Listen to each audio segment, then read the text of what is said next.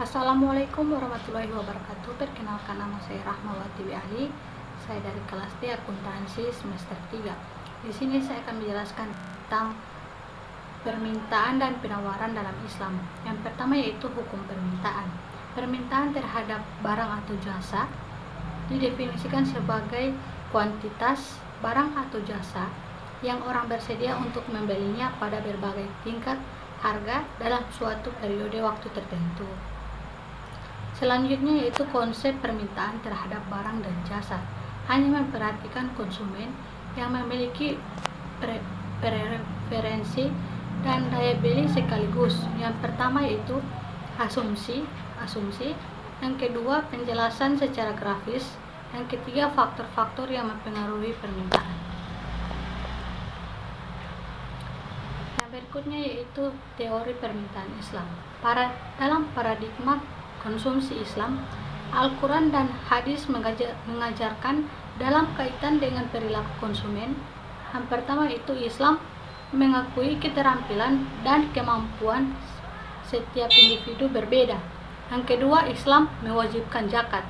Yang ketiga, Quran surat Ar-Rum ayat 38 yang artinya maka berikanlah kepada kerabat yang terdekat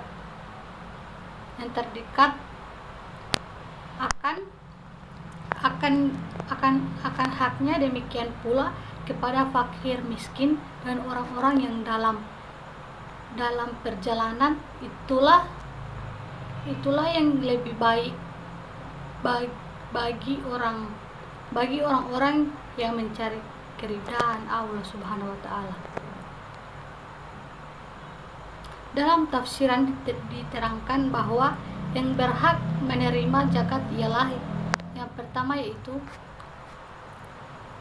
pertama orang fakir, yang kedua orang miskin, yang ketiga pengurus zakat, yang keempat mu'allaf,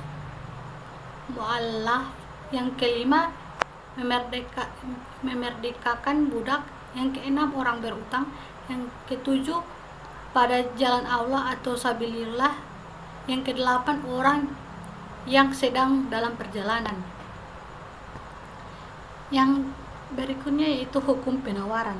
Permintaan terhadap barang atau jasa didefinisikan sebagai kuantitas barang atau jasa yang orang bersedia untuk menjualnya pada berbagai tingkat harga dalam suatu periode waktu tertentu. Hukum penawaran berbunyi, semakin tinggi harga suatu barang, semakin besar jumlah penawaran barang tersebut. Semakin rendah harga suatu barang, maka semakin rendah pula jumlah penawaran barang tersebut. Yang selanjutnya yaitu teori penawaran Islam. Teori penawaran Islam, kita harus kembali kepada sejarah penciptaan manusia. Produk Islam haram menghasilkan produk-produk yang dikonsumsi yang menimbulkan kerusakan, baik itu rusak kesehatan,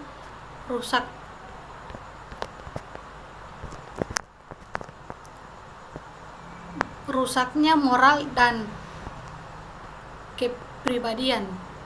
Yang selanjutnya yaitu etika dan moral yang membiayai kegiatan produksi berpengaruh terhadap fungsi penawaran barang dan jasa. Dampaknya kurva penawaran akan bergeser ke kiri. Di negara barat dikenal dengan istilah pajak polusi atau Pigoian tax, yang tujuannya menghitung biaya internal atau eksternal yang timbul akibat kegiatan deduksinya sehingga mempengaruhi keputusan produk dan penjualan. Yang selanjutnya yaitu pengaruh zakat terhadap penawaran. Pengaruh zakat terhadap penawaran dapat dilihat dari dua sisi. Yang pertama adalah melihat pengaruh kewajiban membawa zakat terhadap perilaku penawaran. Contohnya zakat perniagaan. Yang kedua adalah pengaruh zakata produktif.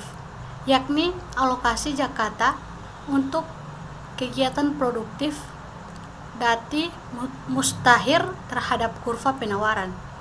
Zakat